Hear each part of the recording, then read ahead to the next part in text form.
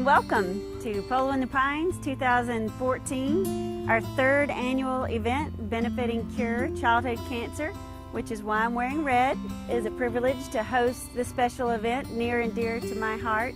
Cure has been an amazing organization to partner with. I knew from the start when I met Kristen Connor that it was perfectly in sync with our mission at Polo In The Pines to promote specific cancer awareness and to provide family support. Cure is the perfect partner for that. Even though cancer is the leading cause of death due to disease in children, as a nation, we're really not treating it like a crisis. Less than 3% of all funding, federal funding given for cancer research goes to solving cancers which affect children. These pediatric cancers are different from adult cancers. We need the support of foundations like Cure to bridge us to those bigger dollars from the extramural funding, and that's exactly what Cure has done for a lot of us here. They drive to support research that is going to eventually have an impact on patients' lives. That is one of their #1 goals. And their support allows us to do those really high impact but may not be supported right away projects that will give us that preliminary data to say, hey, look guys, I've got something very interesting here and I've got the data to support it. To make sure that these children not only are cured but grow up into healthy, functional adults, it requires research, and that's really the gap that Cure is able to fill. We're not just trying to save the lives of these children, we're trying to save their entire lifetime. We are in the hospital several times a week and doing everything from providing one-on-one support with trained staff to serving meals. What they do for the families and the children is invaluable. I think they really give the families and these children hope.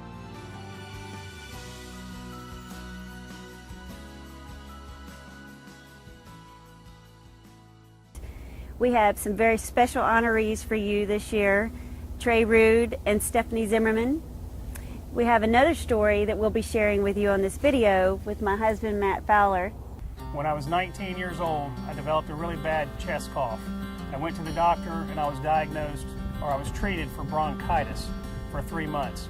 After 3 months, the cough came back with a vengeance, and I went to the university doctor at Georgia Southern to get a refill for antibiotics. And he was smart enough to just take a simple chest x-ray which showed a grapefruit-sized tumor right in the middle of my chest. So he sent me to Atlanta, where I was immediately set up with doctor's appointments and met with Dr. Walter Hood, who recognized that the grapefruit-sized tumor in my chest was not bronchitis, it was Hodgkin's disease. So like many of you here that have family or yourself have had cancer, I think probably one of the worst parts about the entire diagnosis, and maybe even worse than some of the treatments, is when you first find out and the doctor tells you that you've got cancer. The first time I got nauseated due to the cancer was not from chemotherapy, which most people would think. It was actually the very seconds that Dr. Hood told my mother and father and me that I had cancer. That was terrible. Almost worse than that was when I got home and I actually had to, for the first time, tell somebody, who was my younger brother Dan, that I had cancer. That was very, very difficult, and the family immediately started rallying. It takes an army to fight this.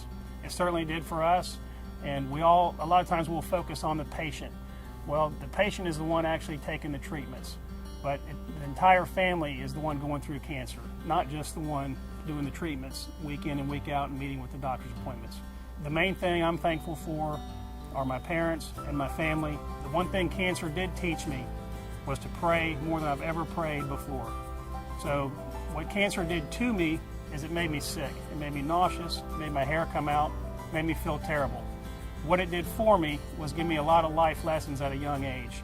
I learned a lot about humanity. I learned how to get close with God and trust Him. When you really, really needed Him, He was there. Let's go, hustle, hustle, hustle. Let's concentrate, let's go. Baby, there you go. My name is Trey Rude. I'm 18 years old. I'm a senior at West Forsyth High School.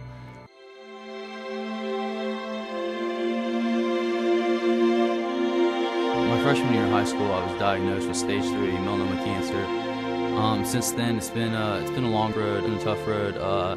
I've been in and out of remission, and today I have stage 4 melanoma cancer.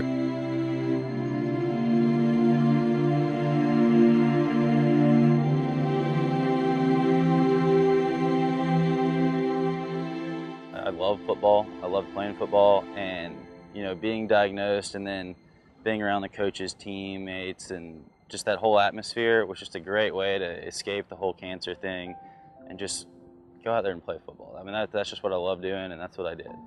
I always just wanted to be, just another one of the guys, just, living a normal life. And that's what I tried to do, was to live as normal of a life as I possibly could.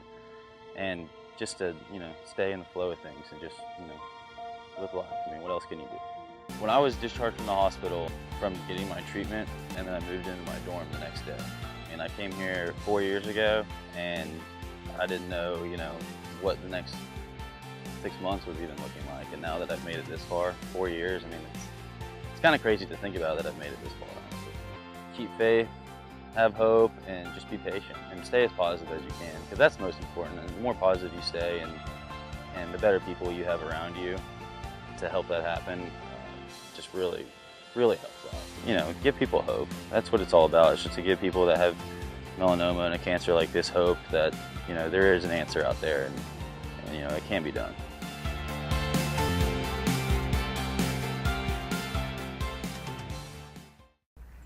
Stephanie Zimmerman came into my life at the Quiet Heroes Luncheon that Cura does for moms of children with cancer, whether they've had cancer or are currently going through cancer.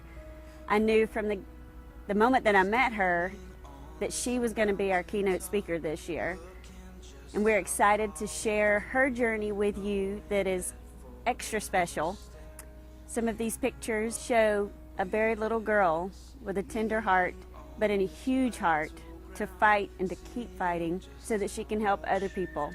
She has dedicated her life to share her journey with you so that it can save other lives, or at least give someone hope and inspiration. Enjoy the stories and enjoy your time here at Polo in the Pines. In addition to our efforts here today, Matt and I will be hosting a cruise, Cruising for a Cause, the week of April 5th through the 12th aboard Royal Caribbean Allure of the Seas. We invite you to join us on this spring break adventure